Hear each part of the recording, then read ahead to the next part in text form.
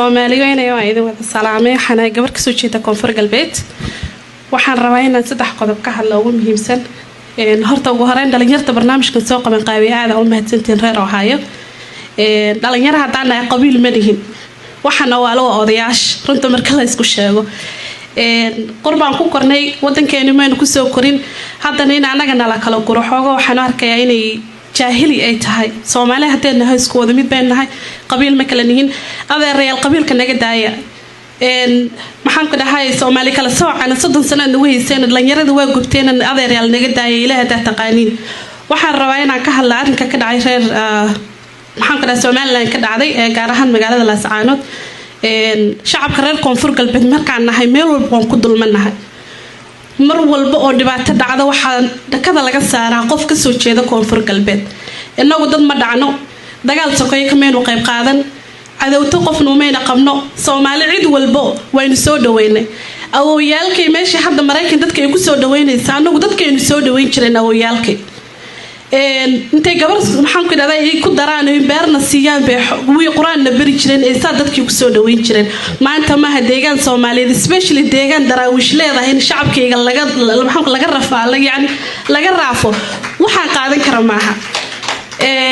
waana waxaan filinaynin bay ahayd ama maamul ha sameeyo ama shacabka reer Laascaanood ha ku marqaati furaan san ka arkay media haddii ragga wax laga tobanaya reer Koonfur Galbeed oo de 1420 baa la soo raafay iyagoo dhan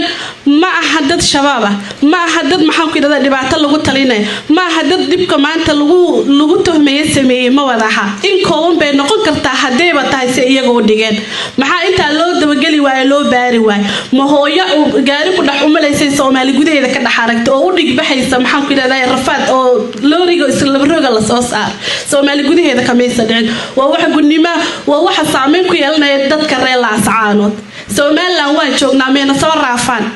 burco waan joognaa meena soo raafaan waay Laascaanoodna looga soo raafay hadaatii reer Laascaanood 15 days bay waxay noo qabteen ceergaabo inay uga baxaan shacabka reer Koonfur Galbeed waa istii waa dhul daraawish uu leeyahay dhulka la iga xasuuqayo la iga raafayo anoo ku shaqaysanaya canshuurta la iga qaadayo muwaadin Soomaaliyeedna calanka buluugana kula wata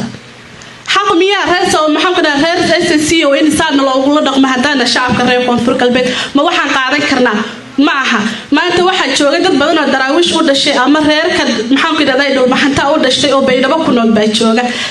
محمد ده بقول كون البيت شرا كون الشباب له هو ساجرة ما أنت هدلا ده الله سعنات باليجا سرافة شعب كان هكا هلا جرافه من نبض بك الشقي نبض كم الشقي نعسوق إلك دول بيجا إلك جيستين بناني من إذا لقاله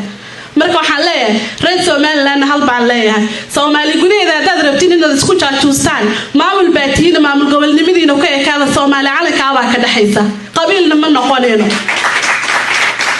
hadii run ay ka tahay shacabka iyaga inaad raaftid kuwa baydhabo ka joogo isaaqo waadan ku soo saaray diyaar u noqo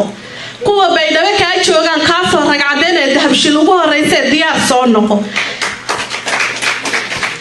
midda kale waxaan leeyahay shalay waxaad ku caawinaysa diyaarad baa la igu rushooyay Soomaali reer Koonfur way ii tashatay dulmi doona ha isku noqon bay hor loogu heesay dulmigaadi shalay ka cararaysa shacabka iyaga maanta ku qabanin taa waa iga tardaaran waxaan rabaa madaxweynaha maxamed Soomaaliya inaan la hadlo shacabka reer Koonfur Galbeed meel walba ay tagaan dib baa loo geystaa mara ka hadlo weligay ma arag madaxweyne Farmaajo ka hadlaya dhibkana loo geysta haddaan mid idinkugu sheego galmudug baa 14 wiil inta guri la isku soo xira habeen xabad lagu wada taraarici hal habeen oo kamuusa hadlin maxaan ku dhabanaatir baa la igu dhibaatay isdhaxgal bulsho dhaxdeeda ciyaaraha lagu sameeyay wiilasheedii oo masaakiin oo waxba sameeyno ciyaar ka soo baxay baa lagu dulmiyay hal habeen kamuu hadlin madaxweyne Cabdullaahi Farmaajo maxaan ku dhahay isagoo Puntland baa la igu dhibaatay kamuusan hadlin goboladeedii baa la igu dhax dhibaateynaya oo go'doon ku jira kamuusan hadlin madaxweyne Cabdullaahi Farmaajo meenu anaga ahayn dad reer Koonfur Galbeed Soomaaliyeed oo madaxa u tahay meenu ahayn أنا وحى إيجي يابن دليل ذكر بحياة محمد ذا Koonfur Galbeed كسوي كذا هو يسن ميل يسن روكتان ولا نقوقة ذكرنا ما دحنا يسن حقان يسن هنيكودي فن ولا عليه وحكو تبع Soomaali لماذا الشيء هو نشأن وانا كوبحانا هو Soomaali لماذا سيئت تراو كأنه ساسلا وحكو سوى جبينة يا Soomaali واميت especially dhalinyarta Soomaali mid weeyaan ama raas casir ha jooga ama raas kambooni ha joogo shacabka reer koonfur galbeed ee ku hadla afka mayga qabiil ma naqaana anaga mana lagu soo gardaadin aabahayna nama soo barin hooyooyinkeena nama soo barin faca iska celida la sheegana ma naqaano waxaana lagu soo baray ilaahay ka cabso qofkan xoolahaaga ka fogow qofkan walaalka weena lagu soo abaabiyay anaga qabiil hadii xilliga rabtaan reer koonfur galbeed inay noqdaan